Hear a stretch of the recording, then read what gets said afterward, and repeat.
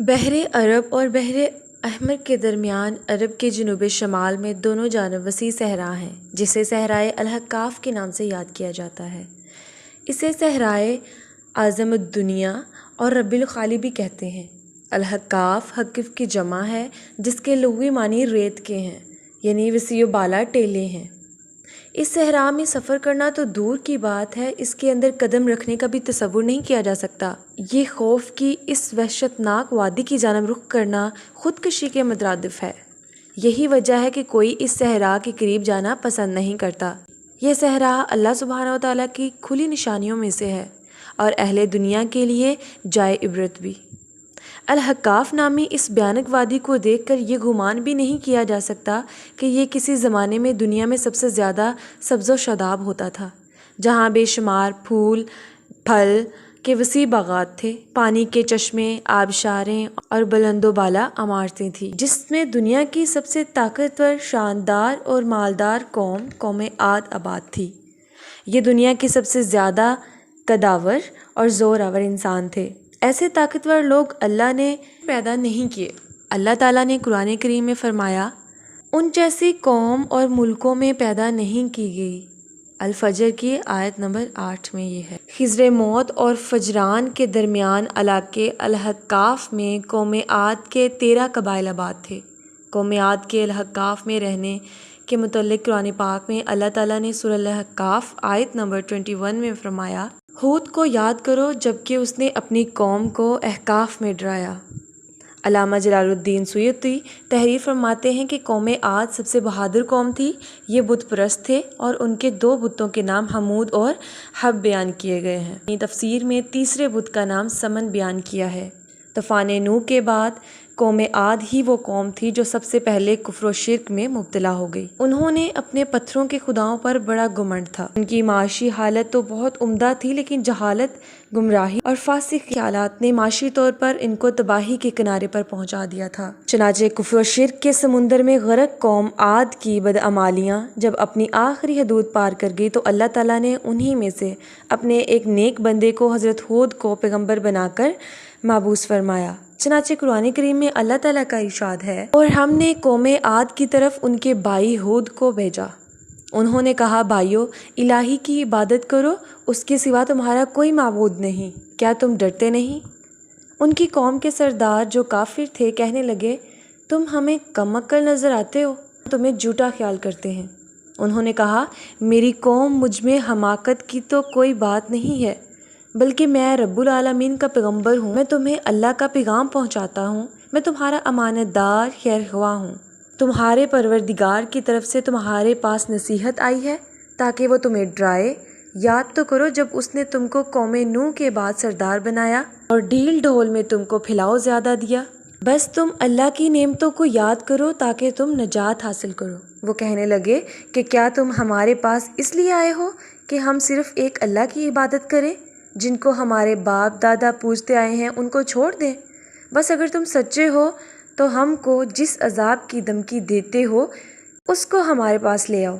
ہود نے کہا، پروردگار کی طرف سے عذاب کا نازل ہونا مقرر ہو چکا ہے، کیا تم مجھ سے ایسے ناموں کے بارے میں جھگڑو گے تم نے اور تمہارے باپ دادا نے اپنی طرف سے رکھ لیے ہیں، جس کی اللہ نے کوئی سند نازل نہیں کی؟ تم بھی انتظار کرو، میں بھی تمہارے ساتھ انتظار کرتا ہوں۔ پھر ہم نے ہود علیہ السلام اور جو ان کے ساتھ تھے ان کو نجات بخشی، اور جنہوں نے ہماری آیات کو جھٹلایا تھا ان کی جڑ کاٹ دی، اور وہ ایمان لانے والے تھے ہی نہیں۔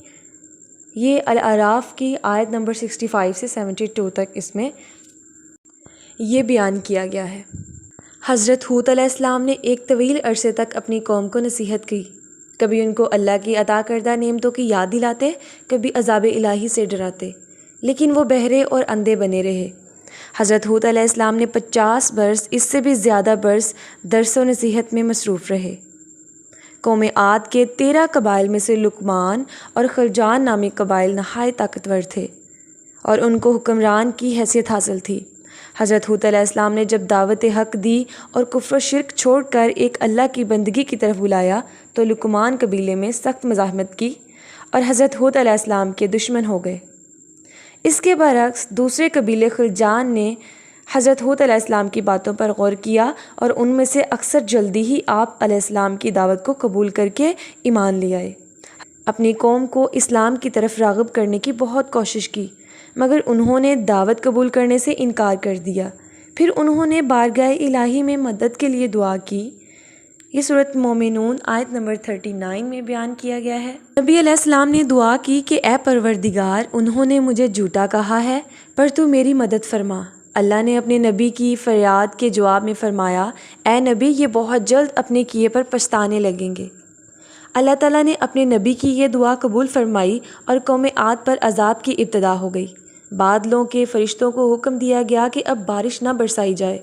چشموں کے فرشتوں کو حکم دیا گیا کہ ان کے ٹھنڈے، میٹھے اور شفاف پانی سے لبریز چشموں اور آبشاروں کو خشک کر دو۔ چنانچہ دیکھتے ہی دیکھتے ان کے سرسبز کھیت سوکھنے لگے، مویشی مرنے لگے، یہاں تک کہ لوگ پینے کے پانی کو ترسنے لگے۔ کثیر تعداد میں پیدا ہونے والے اناج اور پھل ناپید ہو گئے۔ پوری قوم خشک سالی کا شکار ہو کر بدحال اور پریشان ہو گئی۔ یہ سلسلہ مسلسل 3 سال تک جاری رہا۔ حضرت ہود علیہ السلام سے اپنی قوم کی یہ پریشانی دیکھی نہ جاتی تھی۔ آپ علیہ السلام بہت افسردہ اور پریشان رہتے۔ پھر ایک دن انہوں نے اپنی قوم کو فرمایا، جس کا ذکر سورۃ ہود آیت 52 میں ہے، اے میری قوم کے لوگو، تم اپنے پالنے والے سے بخشش مانگو، اس کے آگے توبہ استغفار کرو، تم پر آسمان سے موسلا دھار بارش برسائے گا اور تمہاری قوت و طاقت میں اضافہ فرمائے گا، اور دیکھو گناہ گار مت بنو۔ قرآن کریم اور حدیث مبارکہ میں توبہ استغفار کی بہت بڑی اہمیت بتائی ہے۔ ابن ماجہ اور ابو داؤد کی حدیث مبارکہ ہے کہ جو پابندی سے استغفار کرتا ہے، اللہ تعالیٰ اس کے لیے ہر فکر سے کشادگی، ہر تنگی سے راستہ بنا دیتا ہے اور اسے ایسی جگہ سے روزی دیتا ہے جو اس کے وہم و گمان میں بھی نہیں ہوتی۔ بہرحال حضرت ہود علیہ السلام کے لاکھ سمجھانے کے باوجود اس قوم پر کوئی اثر نہ ہوا اور کہنے لگے، ہم تیرے کہنے پر اپنے آباء و اجداد اور اپنے ان معبودوں کو کیوں چھوڑ دیں؟ قرآن کریم میں سورۃ الہود میں یوں بیان فرمایا، اے ہود، تم ہمارے پاس کوئی دلیل تو لائے نہیں، اور ہم صرف تمہارے کہنے سے نہ اپنے معبودوں کو چھوڑنے والے ہیں، نہ تم پر ایمان لانے والے ہیں، بلکہ ہم تو یہ سمجھتے ہیں ہمارے کسی معبود نے تمہیں اسیب زدہ دیوانہ کر دیا ہے۔ چنانچہ ان کے سرداروں اور ان دانشوروں نے اس سے نجات پانے کے لیے مختلف تدابیر پر غور کرنا شروع کر دیا۔ یہ بات بڑی حیران کن ہے کہ پچھلی قوموں کو جب کوئی مشکل پیش آتی تھی تو وہ نجات پانے کے لیے بیت المقدس کا سفر کرتے اور بیت اللہ شریف میں جا کر اللہ کے سامنے آزاری کرتے، یعنی یہ بھی تسلیم کرتے تھے کہ یہاں ایک لافانی قوت موجود ہے۔ پھر بھی جب نبی یہ کہتے تو ان کی عقل پر پردہ پڑ جاتا۔ قوم عاد کے سرداروں نے بھی یہی فیصلہ کیا کہ قوم کے سرکردہ افراد بیت اللہ جا کر ان دیکھے خدا کے سامنے فریاد کریں۔ چنانچہ مختلف قبائل کے سرداروں اور دیگر افراد پر مشتمل 70 افراد روانہ ہوئے۔ اس وقت مکہ مکرمہ پر قوم عمالیت کی حکمرانی تھی، جس کا سردار معاویہ بن بکر تھا، اور معاویہ کی والدہ قوم عاد سے تعلق رکھتی تھی۔ ویسے بھی معاویہ بن بکر قوم عاد کی شان و شوکت سے بڑا معروف تھا، چنانچہ اس نے وفد کی بڑی خاطر مدارت کی۔ تبری کی روایت ہے کہ اس وفد میں 2 افراد مرشد بن سعد اور لقمان بن لقیم صاحب ایمان اور حضرت ہود کے پیروکار تھے۔ غالباً ان کا تعلق قبیلہ خلجان سے ہوگا۔ ان کے علاوہ باقی سب کافر اور بت پرست تھے۔ تقریباً 1 ماہ تک یہ لوگ اپنے آنے کا مقصد فراموش کر کے عیش و عشرت اور شراب کی محافل میں مدہوش رہے۔ جب ان کا قیام طویل ہو گیا تو معاویہ بن بکر کو ان کے واپس جانے کی فکر لاحق ہوئی۔ وفد بیت اللہ شریف گیا اور بارش کی دعائیں مانگنی شروع کی۔ ابھی تھوڑی دیر گزری تھی کہ اللہ تعالیٰ نے آسمان سے 3 رنگوں کے بادل بھیج دیے، جن میں ایک سفید تھا، دوسرا سیاہ اور تیسرا سرخ۔ اس کے ساتھ ہی آسمانوں سے ندائے غیب آئی، اپنے اور اپنی قوم کے لیے ان تینوں میں سے کسی ایک کو پسند کر لو۔ چنانچہ وفد نے سوچ بچار کے بعد سیاہ بادل کو اپنے لیے پسند کر لیا، جس کے ساتھ ہی سرخ اور سفید ٹکڑے آسمان سے غائب ہو گئے۔ سیاہ آہستہ آہستہ آسمان پر چھانے لگا۔ سمجھتے تھے کہ اب خشک سالی ختم ہو جائے گی، چنانچہ پوری قوم نے خوشیاں منانی شروع کر دی۔ لیکن حضرت ہود علیہ السلام سمجھ گئے تھے کہ یہ عذاب الہی ہے، لہٰذا انہوں نے اپنی قوم سے فرمایا کہ اے میری قوم، یہ اللہ کا عذاب ہے جو تم پر نازل ہوا جاتا ہے۔ پھر انہوں نے اللہ کا فرمان انہیں سنایا جو سورہ الاحقاف میں آیت 24 میں ہے، یہ ہوا کا طوفان ہے جس میں دردناک عذاب چلتا آ رہا ہے، جو اپنے رب کے حکم سے ہر چیز تباہ کر ڈالے گا۔ حدیث شریف میں آتا ہے کہ عائشہ صدیقہ رضی اللہ عنہا نے حضور کریم صلی اللہ علیہ وآلہ وسلم سے پوچھا، یا رسول اللہ، لوگ تو بادل دیکھ کر خوش ہوتے ہیں کہ اب بارش ہوگی، لیکن آپ صلی اللہ علیہ وآلہ وسلم کے چہرے پر اس کے برعکس تشویش کے آثار نظر آتے ہیں۔ آپ صلی اللہ علیہ وآلہ وسلم نے فرمایا، عائشہ، اس بات کی کیا ضمانت ہے کہ اس بادل میں عذاب نہیں ہوگا؟ جب ایک اور قوم ہوا کے عذاب سے ہلاک کر دی گئی، اس قوم نے بھی یہی دیکھ کر کہا تھا کہ یہ بادل ہے، ہم پر بارش برسائے گا۔ ترمذی ابن ماجہ سے روایت ہے، قرآن کریم میں سورۃ الحاق آیت 7 میں ہے کہ اللہ نے تیز آندھی کا یہ عذاب 7 راتوں اور 8 دنوں تک مسلسل جاری رکھا۔ آندھی نے کسی ایک کو بھی باقی نہ چھوڑا، ہر ایک کے پاس پہنچ گئی، غاروں کے اندر، پہاڑوں پر، چوٹیوں پر، گھروں میں، سب کو فنا کر ڈالا۔